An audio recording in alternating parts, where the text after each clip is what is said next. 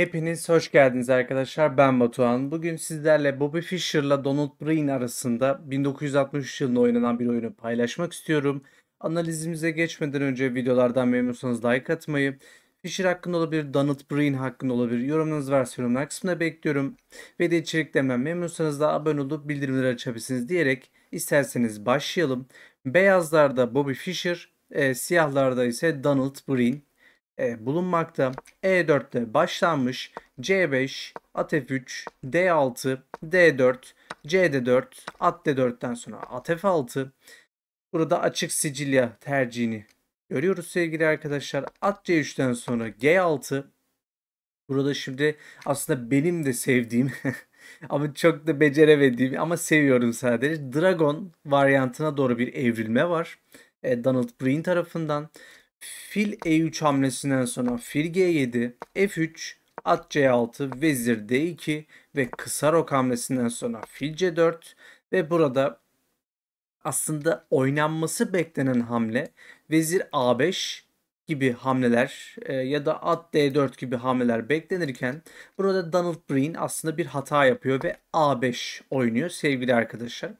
Peki biz buna karşılık ne oynayabiliriz? Hani A4 mu oynamalıyız, işte uzun rok mu yapmalıyız diye baktığımızda ise burada Fischer'ın da farklı bir fikri var aslında ve H4 oynamayı tercih ediyor sevgili arkadaşlar.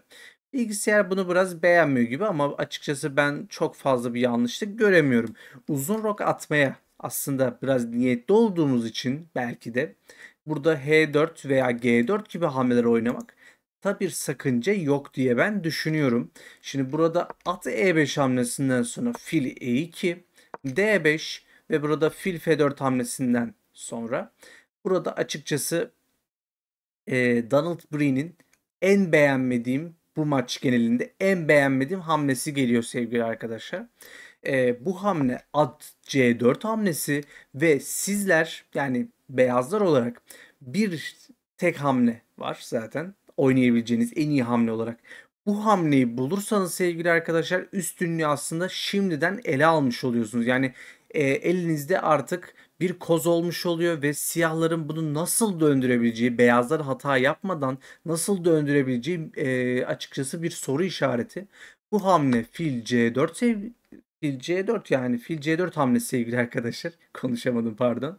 Fil C4 gibi bir hamleden sonra DC4 oynandığında beyazların bu üstünü nasıl kıracaksınız? Açıkçası yani anlatırken bile heyecanlandığım bu konumda acaba Donald Breen burayı nasıl kaldıracak? Ben merak ediyorum. Tabii beyazların da sürekli hata yapmadan oynaması gerekecek diye düşünüyorum sevgili arkadaşlar. Burada şimdi uzun rok hamlesinden sonra E5 oynandı ve açıkçası yani gül konduramadığımız Fischer aslında burada beklemediğimiz bir hata yapıyor gibi düşünüyoruz ama şimdi şöyle bir durum var. Önce oynadığı hamleyi göstereceğim.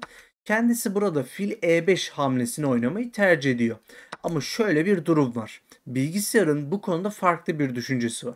Sen burada at D5, at DB5 gibi bir hamle oynayabilirsin diyor. At DB5 oynadıktan sonra vezir D2, fil D2 hamlesini oynadığınızda yani karşılıklı olarak oynadığınızda sen burada üstün kalıyorsun demeye çalışıyor bilgisayar.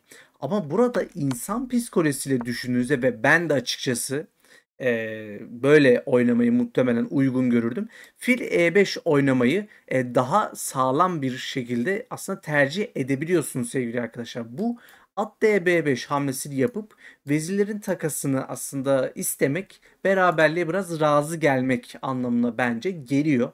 Ki biliyorsunuz da Fischer kesinlikle beraberliği sevmeyen birisi zaten. Beraberlikten nefret ettiğini söylüyor zaten kendisi de. Diyerek fil E5 hamlesinden devam edelim sevgili arkadaşlar. Peki fil E5 hamlesinden sonra ne oldu? Çok mu üstünlük kaybettik? Aslında biraz kaybettiniz ama yine üstünlüğünüz devam ediyor. Fil E5 hamlesinden sonra at E4, vezir F4 ve at C3 hamlesinden sonra zaten okla da göstermişim. Arkadaşlar burada yapılması gereken tek hamle BC3 hamlesi. BC3 hamlesini yaptığınızda sizler üstün kalıyorsunuz ama Burada Fischer'ın aslında benim çok şaşırdığım bir şekilde yaptığı hamle arkadaşlar çok enteresandır. Burada önce fil G7 oynamayı tercih ediyor. Burası benim çok tuhafıma gitti. Acaba Fischer bir şey mi kaçırdı? Yani bu fil G7'yi alarak daha üstün kalacağını mı acaba öngördü diye düşünmeden edemedim. Çünkü arkadaşlar siz şah G7 almak yerine burada at A2 ya da at D1 gibi hamleler yaparak daha da üstün kalıyorsunuz diye ben düşünüyorum. Tabii ki şöyle bir durum var. At A2 yaparsanız beyazlar üstün kalıyor. At D1 yaparsanız da sizler burada hafif üstün olarak aslında siyahlar olarak yani hafif üstün kalmış oluyorsunuz ve Fischer'ın bütün üstünlüğünü aslında yok etmiş oluyorsunuz. Yani burada at D1 hamlesi gerçekten çok kritik bir hamle. Peki şöyle bir şey sorabilirsiniz. Donald Breen ne oynamış? Arkadaşlar Donald Breen burada şah G7 hamlesini oynayarak aslında at D1 hamlesini kaçırmış oluyor ve Donald Breen'in aslında üstünlük sağlayabileceği tek konumu da görmüş oldunuz. Artık Fischer burada zannediyorum hatasının da farkına oyun içinde vararak BC3 oynamayı tercih ediyor. BC3'ten sonra vezir F6, vezir C7, kale E8 ve H5 hamlesinden sonra beyazların tekrardan üstünlüğü ele aldığını görüyoruz. Burada aslında tekrardan değinmek istediğim bir nokta var. Daha doğrusu bir şey söylemem gerekli diye düşünüyorum. Ne olursa olsun aslında satrançta umudunuzu kaybetmemeniz gerekiyor.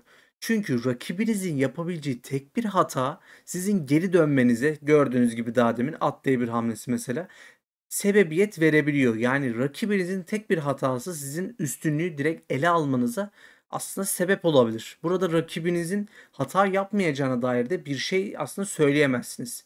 Bir insanla oynuyorsunuz tabii ki diye ben düşünüyorum açıkçası. H5 hamlesinden sonra burada vezir E5 oynandı. Vezir C4, fil E6'dan sonra H6 şah.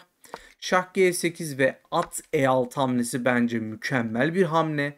Kale E6, kale H-E1, vezir E1, kale E1'den sonra kale E1 şah ve şah B2 hamlesinden sonra arkadaşlar aslında ikinci önemli nokta olarak gördüğüm bir vezir iki kaleye karşı konumumuzda aslında bence burası da çok öğretici diye ben düşünüyorum ve aslında maçı paylaşmamdaki ikinci ana sebep de bu vezire karşı iki kalenin oluştuğu konum diye aslında ifade edebilirim sevgili arkadaşlar. Burada şimdi Donald Breen aslında iki kaleyle de bence yeterince güzel oynadı diye düşünüyorum. Bu öncelikle tabii ki neyle başladığına dair bir şey söylemem gerekirse öncelikle kale H1 ile başladı. Piyonu öncelikle almak isteyerek ki aslında bu çok doğru bir yaklaşım. Çünkü burada vezir F4 oynandığında piyonu aslında korumak için veziri buraya koyduğunuzda veziri savunmaya bağlıyorsunuz ve aslında burası riskli. Yani diğer kaleniz daha da aslında aktif hale gelebilecek durumda. Çünkü şimdi kale F8'den sonra C4, F6 ve C5 hamlesinden sonra kale H5 oynandı sevgili arkadaşlar. Kaleler dikkat ediniz vezire nazaran şu anda daha aktif durumdalar. Çünkü veziri biraz bırakmak zorunda kalmazsanız vezir şu anda savunmaya bağlı durumda sevgili arkadaşlar. Burada vezir C7'den sonra aslında bahsetmek istediğim nokta vezir C7'den sonra artık piyonu bırakıyorsunuz. Çünkü vezirinizi savunmaya bağlamak kötü bir aslında yaklaşım olurdu. Şimdi kale H6'dan sonra vezir B7. Burada zaten B7 piyonu da boşta kalmıştı. Aslında H6 piyonu bırakmak sizler için bir sıkıntı olmadı. Kale H5'ten sonra C6 dikkat ediniz piyonu sürüyoruz. Siyahların burada uyanması gerekiyor. Dikkatli olması gerekiyor. Kale E5 oynadıktan sonra C7 ve kale E8'den sonra ise burada çok enteresandır. Şimdi iki kalede 8. yatay aslında sıkışmış olduk. Yani mecbur kaldınız. Çünkü artık piyonun sürülmesi gibi bir tehdite karşı karşıyasınız.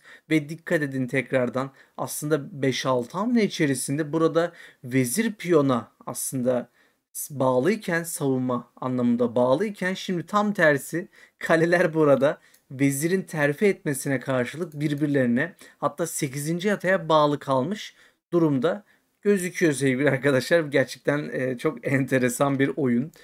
Burada şah B3 hamlesinden sonra G5 hamlesi oynandı. Şah A4, kale A8, C4 hamlesinden sonra H5, C5, H4 hamlesinden sonra şah B5.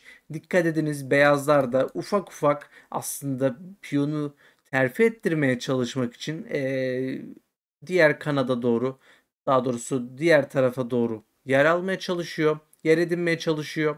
Şah H8'den sonra A4 hamlesi oynandı. Şah G8, Şah B6 ve F5'ten sonra Vezir D5 şah.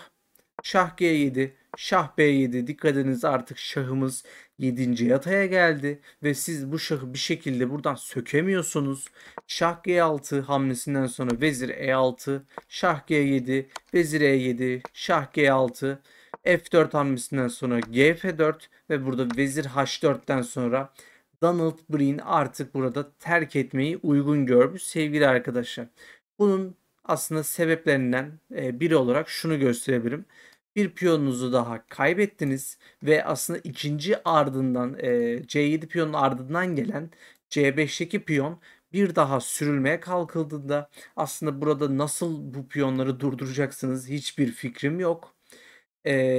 Yani burada bilgisayarın en böyle önerebileceği hamle olarak kale A E8 hamlesini yaptığınızda vezir F4 ve şah H5'ten sonra C6 hamlesi bence çok korkutucu bir hamle. Çünkü C6'dan sonra dediğim gibi piyonların herhangi birinin terf olmasına aslında engel olamıyorsunuz sevgili arkadaşlar. Burada kısa bir şey göstermem gerekirse uzatmadan. Vezir D6 sonrasında kale E2 oynanırsa, ki oynanamaz aslında düşündüğünüzde. Yani o bile çok kötü senaryo. Vezir D6 oynandıktan sonra siz kalenizi bir şekilde oynatamıyorsunuz ama kale G8 oynadığınızda ben artık burada vezir D7 hamlesiyle piyonumu sürebiliyorum sevgili arkadaşlar. Çünkü alındığında vezirle alıyorum. Kaleyle alındığında ise şahla aldığımda bu piyon artık terfi garanti olarak çıkmış oluyor sevgili arkadaşlar. Bu sebeple de artık Donald Breen bu maçı terk etmiş diye ben açıkçası düşünüyorum sevgili arkadaşlar, diyerek analizimizi sonlandıralım. Umarım keyifli ve öğretici bir analiz yapabilmişimdir. Elimden geldiğince bu tür büyük ustaların maçlarını sunmaya gayret ediyorum sevgili arkadaşlar. Umarım sizler de keyif almışsınızdır diyerek analizimizi sonlandıralım. Umarım videoyu beğenmişsinizdir. Videoyu beğenseniz like tuşuna basabilirsiniz. Donald Breen hakkında olabilir, Fischer'ın aslında bu güzel oyunu hakkında olabilir. Düşünceleriniz varsa yorumlar kısmında bekliyorum. Ve de içeriklerimden memnunsanız da abone olup bildirimleri açabilirsiniz diyerek isterseniz videomuzu kapatalım sevgili arkadaşlar. Kendinize iyi bakın. Satrançta kalın.